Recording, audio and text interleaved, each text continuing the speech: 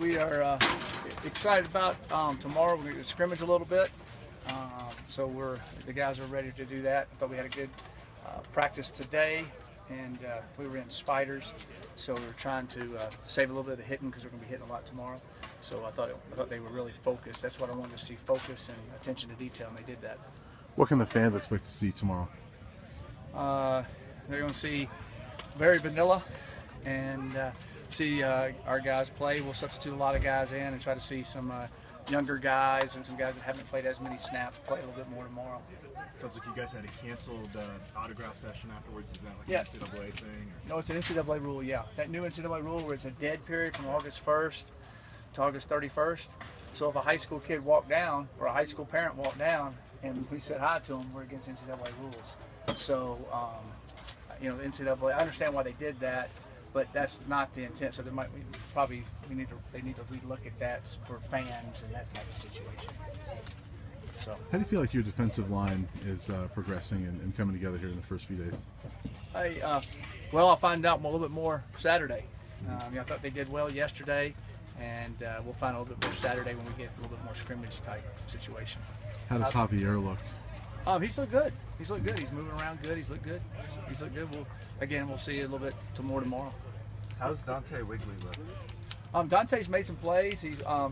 He feels more comfortable out there than he did in the spring, and he's made a couple interceptions, a couple big plays. I've been pleased with Dante from his improvement from spring till now.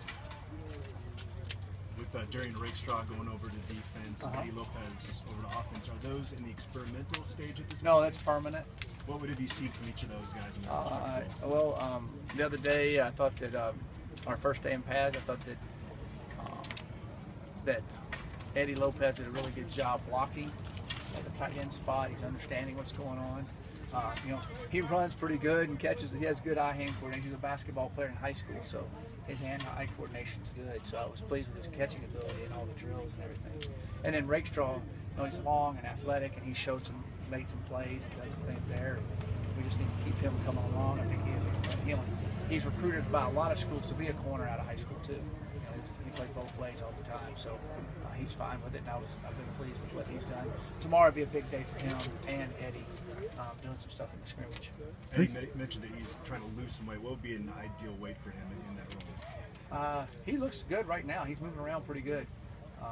I would say, we want him big because we want him in the power sets and inline sets. We're not looking to split him out, throwing the ball, that type of thing. We're looking for more of the powerful sets. So, I'm saying around, like about 275, 280 is where I think he should play. In that area. Does Shamar Hamilton have an injury that's preventing him from practicing right now? We're getting the doctors to look at it, and we'll see if he'll be able to go or not. We'll know here. They've had an MRI. They're going to look at it and see, find out if he can go or not. And what is the injury on him? We'll find out when they get. I don't know exactly. Something with his leg. Okay.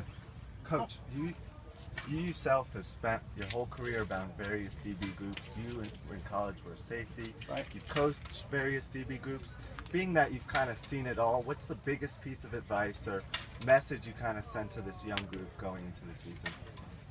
Wow, there's a ton of messages back there, but I think the main message is at the end of the route, at the end of the play. That's where the DB's always having to make plays. He's having to make the last tackle at the end of the play. He's got to be able to make the play. The ball's always going to be in the air. He's got to get it out somehow, some way. So the end of the play is the defining moment for a DB, period. And so he has to do everything else up front to get in that spot, but at the end of the play, they're going to be in so many spots where they can't panic. They've got to make plays. They got to make interceptions. They got to knock the ball loose. They got to have great judgment as the ball's in the air. So all of those end of the play situations we work at all the time. And I think we work at that more than anybody else. I think that's why we had so many PBUs and so many plays, and our kids kept getting better as the years went along because we worked the end of the route, the end of the play. How nice is it to have a guy like Ryan Mullen that can play safety for you, can play buff back for you, create another position back there? You could probably play that also. It's so well rounded. Ryan's an excellent athlete. He's very physical, and he loves playing the game. He's very, very bright, and he also helps us tremendously on special teams. We only play him on two. And we'd like to play him on all four, but that'll be too much for him. So we play him on two, and he does a great job there, and he's done a great job at safety and at our hybrid outside backer spot. And he's kind of found a home there and made a lot of plays. Very, very pleased with him and also his leadership. I'd like to put him back returning kickoffs, but there are too many hits on him because he could do that. He always asks me all the time, but he's not going back. So Maybe end of the season. I don't know. Too many. You're like a magnet back there on kickoff returns. As much physicalness as he has to take in a game, it'd be too much. So, thanks, Coach. All right, thanks.